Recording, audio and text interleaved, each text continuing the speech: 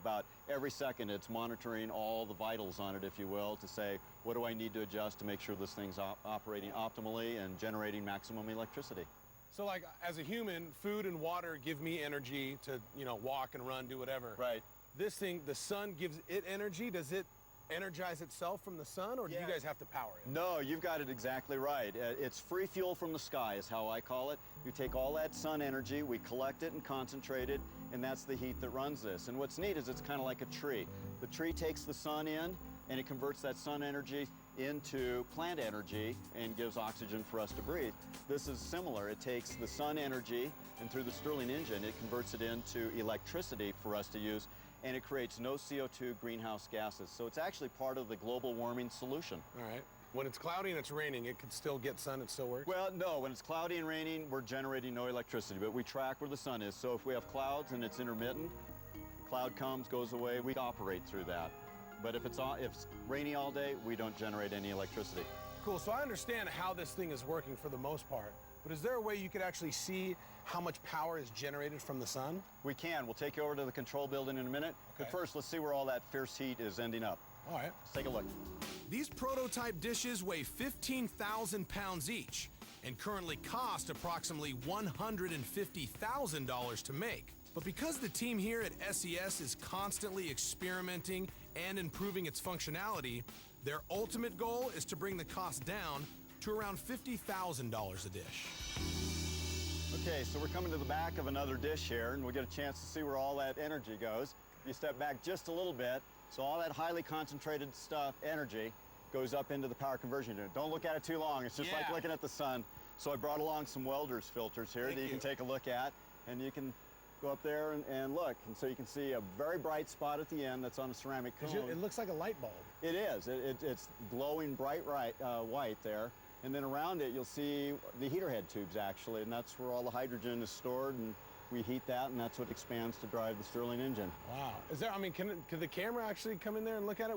You can. Without this, what would happen if I don't? I'd be worried about damaging the camera, but maybe you can put it in front and take a look at it. Troy, are you scared? I'm a little frightened. You should be. I'll put that on nice and easy for you there, buddy. Careful. I'm gonna have to open up a bit here. I have got it. And how many degrees did you say that was? 1,500 Fahrenheit? Actually, yeah, it's close. It's about 1,300 Fahrenheit, and we're controlling it to that. That's about 720 degrees Celsius, so don't put your finger in there. Yeah, it's hot. Nice. Let me put your helmet back on for you. I don't want you to get hurt there, buckaroo. Excellent. Well, tell you what, why don't we head over to the control room and see how we harness all this energy and control it. Ah!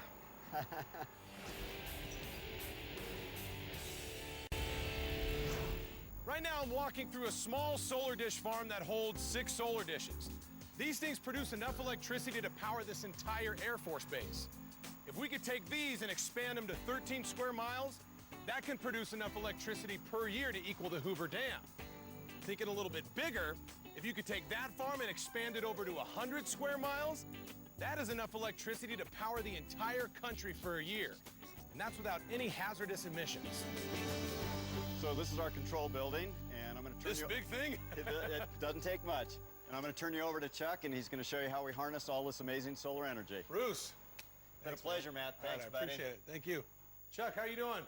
Hey, Matt, welcome. Thank you very much. Is this is the control tower, huh? Yeah, this is a place where we can monitor the operation of all the dish systems. Well, let me ask you this, because Bruce told me outside, like, these things basically run themselves. Yes. So how come you're in here? What do you need someone to Well, we control use them this station to monitor the operation of the field, but these systems will run on the weekend when we're not here.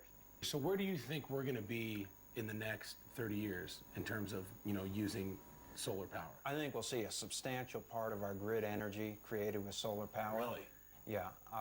The solar power is the only sustainable energy source for our future. We can look at all these other sources. None of them are sustainable. We'll run out of these resources at some point. The sun is always going to be hitting the earth. Okay, so teach me how to read this. What are you looking at? Okay, so we brought up dish 2, which is the one you worked on out in the field, and this is the power output from that engine. You can see it's 0. So what we're going to do is send it on sun now, and then you'll see the temperatures come up here when the engine starts to work. Will you show me what to do? Sure. Let's go up here to manual offset tracking and just hit off on that one. So when we take manual offset off, it does it by itself? Right. Okay. The system's very smart, takes care of itself for the most part. We interfered by taking it off sun. So now it's on sun, and we see our temperature coming up here. Look at that. That's cool. How many kilowatts will this thing generate at its highest point? The design power is 25 kilowatts, and that's at our nominal conditions. Right now, we're slightly below that, so we might make 21, 22 kilowatts. What about, how do you make 1.21 gigawatts?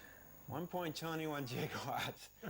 Well, you'd need a lot of these dish systems. You'd need about 45. Oh, there's really a gigawatt?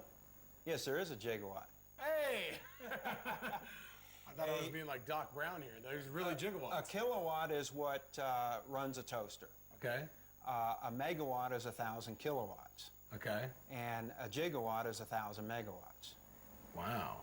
You can see the power is coming up quickly as well. So the power is the kilowatts that the solar dish is generating. Yeah, and that's being pushed right into the grid. So the engine, you could say, is basically the heart of the solar dish, and it's working pretty good, right? Yeah, these are working great right now. And if you'd like to see the insides of an engine, Jerry's down at the engine test facility and can show you some of the parts. Oh, wow, thanks. Chuck, you're a good man. I'm going to go see Jerry. Oh, look at it. I like that. Thank you very much.